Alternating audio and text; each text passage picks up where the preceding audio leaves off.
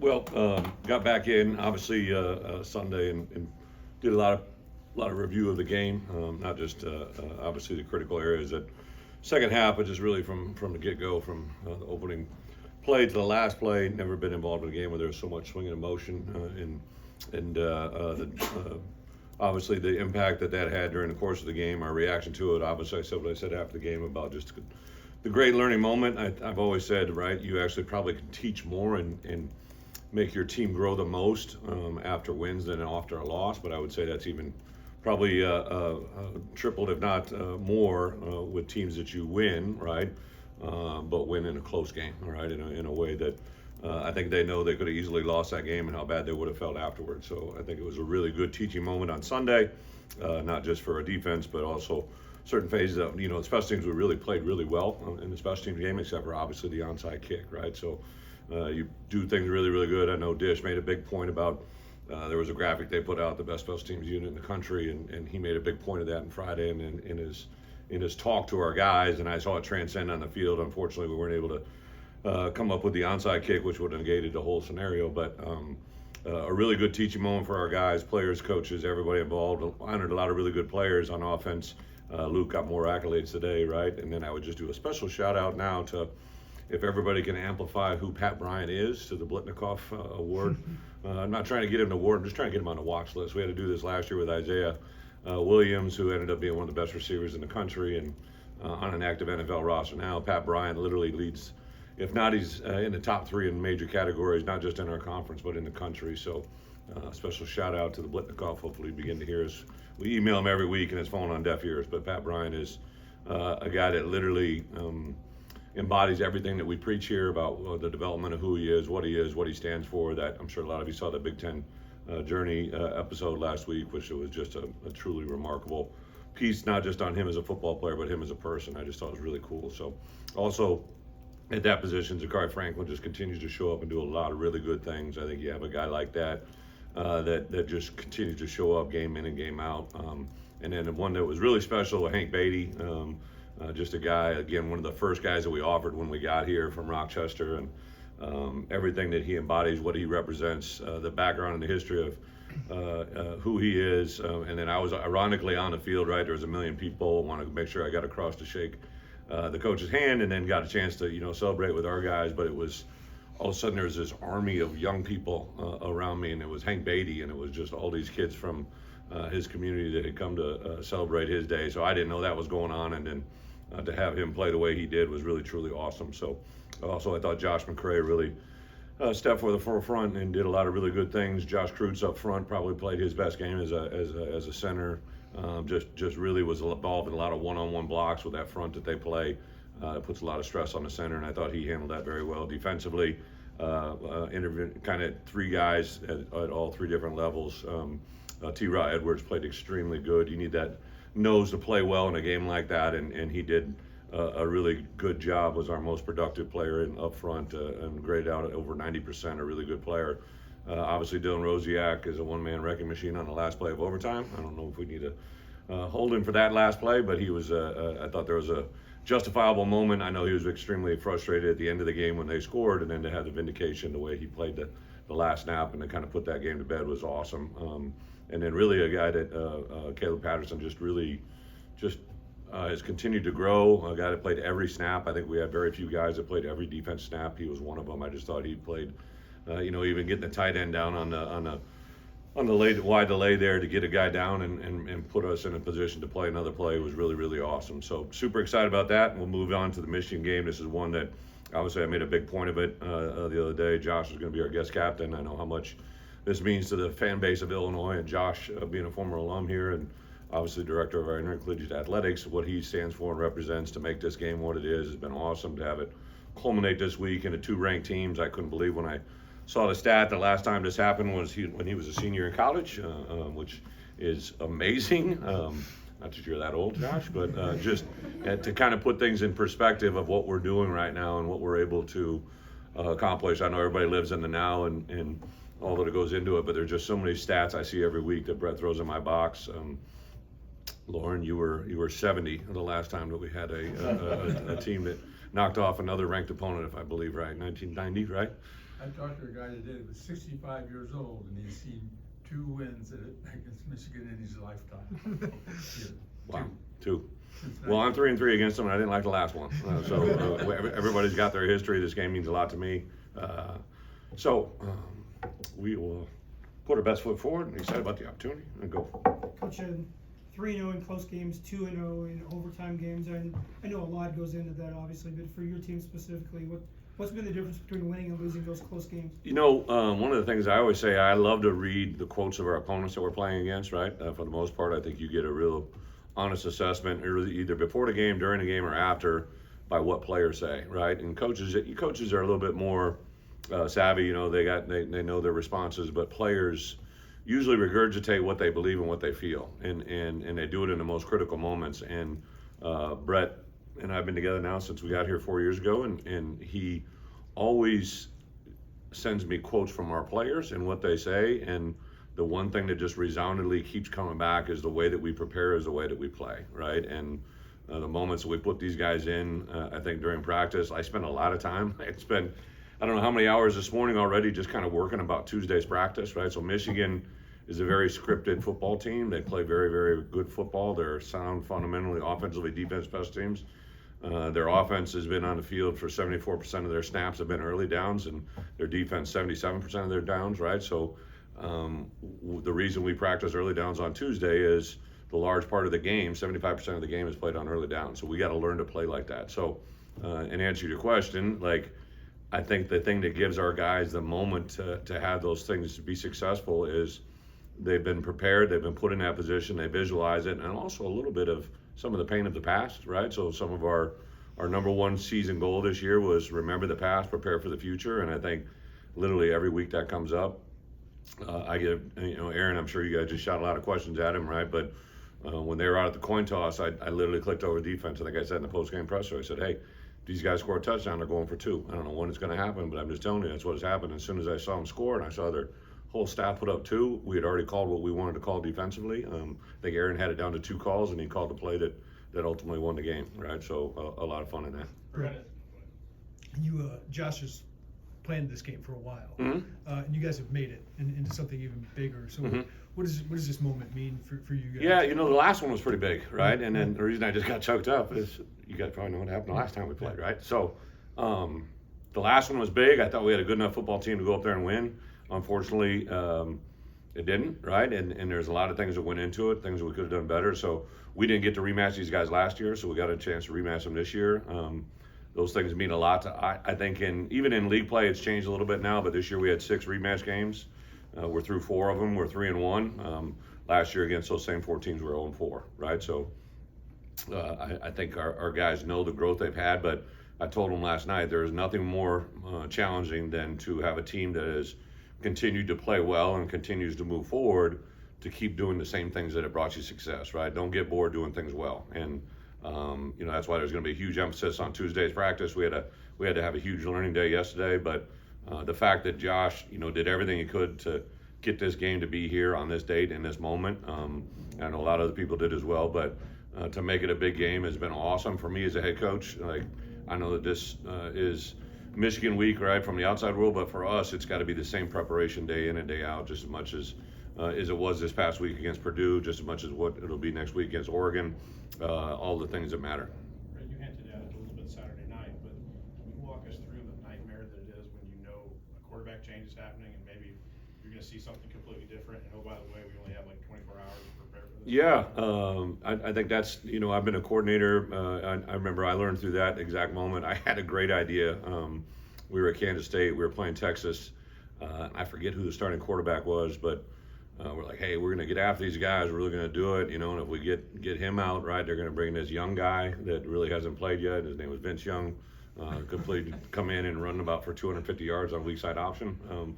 Some play we'd never saw all year, right? So I kind of learned early in my career that sometimes these moments can sneak up on you. And I knew this, right? As soon as I saw Hudson was out, I knew he'd probably been injured in the Wisconsin game, right? He got thrown around like a rag doll that fourth quarter, right? So however it played out, I knew that whoever was calling the plays or whatever they're doing, they were scripting from Sunday on against our defense. And the preparation that they had of an entire week was going to play out in front of us, right? We did some things in the first half, which probably kept it at the score that it was. And then I think it was just a perfect storm. We gave up 3 plays that accounted for about almost 180 yards in a matter of like literally real time, like 12 minutes. And it just scripted out to work really hard against us. The great thing is we survived it with a W. I think there's a lot of times people I've been around a lot of Illinois fans. I took my family to dinner Saturday night afterwards, country club, and I think like 4 people grabbed me aside and said, "We've never seen that before, right? We always lose that game." And so fortunately the things are starting to turn in the right direction, but nothing is going to help us carry forward into Saturday. You talk about perspective a lot. Mhm. And I'm curious for you, like, what are you learning about maybe what you guys are building here as it relates to Yeah, it's a great question. I get excited as a coach when I see the littlest things play out in front of me, right? And it could be a simple thing about a stance, a club chop rip move, a technique. We do academic Zooms at 11 o'clock on Monday. I was excited today because there were several positive reports, but I was disappointed because there were a couple bad ones, right? So for me, like these little mini milestones, that's what keeps me going. Like I can't go to Michigan on Saturday, right? I got to go through Monday to get to Tuesday. So all the little things that I pay attention to see those continually end up in a positive is really big. Just feedback from former players, right? Like we sent boxes to every NFL player and coach and a couple others, and I think that was on their mind. So I heard from a lot of players, "Hey, thanks for the gear, great game." But also the guys that have been with me since we got here 4 years ago, to see the positive things in our guys' preparation. So Colin Dixon is a guy that we recruited, he developed. You guys we made him available for media last week, and he had a quote that somebody had asked him basically, like, "You redshirted a year ago and you're doing these things right now." And he said, "Well, last year on scout team, my game day was Tuesday, Wednesday, and Thursday, and I took advantage against going against the number 1 defense, and how that prepared him for this moment." And there's not a more impressive kid in our roster right now about the diligence that he prepares, right? And that play that he made on Saturday, that's a couple weeks in a row now where he's made big plays, and I just know where that career is going to go. Tip Ryman, as you guys all know, so Tip, he's also going to have a baby. So in his box last week, we threw a onesie in there. Pat Pearson had a great idea, and he literally shot me a text Friday and said, "Coach, whoever thought of the onesie, I greatly appreciate it. Good luck this weekend." And I kind of just shot him a text, and I said, "Appreciate it, brother. Thinking of you." And I sent a video of him double blocking 2 All-Pros, right? And I said, "We've come a long way since post-spring game, my first year here together, where you sat in your stance for 2 seconds before moving." And he just commented, he's like, "Coach, it's all been part of the process." And just like those little things, Isaiah Adams sent me a picture. He's starting or wherever he's playing at left guard yesterday, and he's playing against Yelder for Holt. So Yelder for Holt was a guy recruited at Arkansas. Those two play next to each other. Detroit Lions, what they're doing. See Dan Skipper running a wideout screen. I laugh all the time because he blocked 6 quick kicks for me at Arkansas. He's always had a special gift. Every Sunday, Detroit makes active 7 to 8 offensive linemen, and 3 of those guys played for me: Kevin Zeigler, Frank Ragnow, and Dan Skipper. Right? Those things matter to me, and they're hopefully going to get us. Those same kind of stories are developing right now at Illinois. Any update on Caden Fagan and Xavier Scott? I wish Caden, there's actually an appointment today with a Zoom doctor, kind of what he's going through. We're drawing as many voices from the outside world as we can. What I love about our medical staff is they're extremely gifted and have been unbelievable with our guys that we have here. And the things that pop up that aren't really in our wheelhouse, we haven't seen a lot of. They go to the outside world. So we've incorporated doctors nationally from coast to coast. Some of you guys know Camino Bell was here this past weekend as a team physician for the New York Giants. He grabbed me at the walkthrough on Friday, and he said, "Hey, is that Caden Fagan?" I said, "Yeah." Former running backs like running backs, right? And he's like, "Hey, we got a good hip doctor in New York, so we're researching that guy, right, to give information." So a little bit of everything, but nothing with him. Xavier, I saw him working out this morning. He actually was going to go, tried to go, just didn't feel it was right. Didn't think he put himself in a position to help the team on Saturday. So right now he's cleared for practice tomorrow. I really don't expect any issues with him moving forward. Coach, you played against Michigan and Iowa. Coach, against Wisconsin. Being here now, is it going to change your feeling again about playing against them? Has it been heightened even before? Maybe talk to the AD a little bit about that. No, I think, I've been in this conference a long time. Right. I tell those guys all the time, right? So The first time we played these guys, I was a redshirt freshman. Saw Bo Schembechler on the other sideline. Saw him get a penalty in the first half, which brought the whole place to crazy, which I thought was crazy watching someone that I'd only seen on TV. I have a huge respect for who they are, what they are. Actually, Lloyd Carr, when I first came into the league, when I was a head coach, he was the head coach of Michigan, and him and Coach Alvarez were very tight.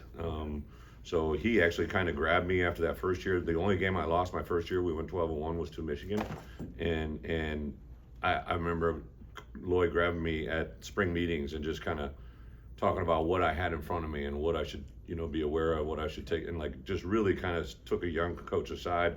Him and Jim Tressel probably treated me as well as anybody in that conference at the time.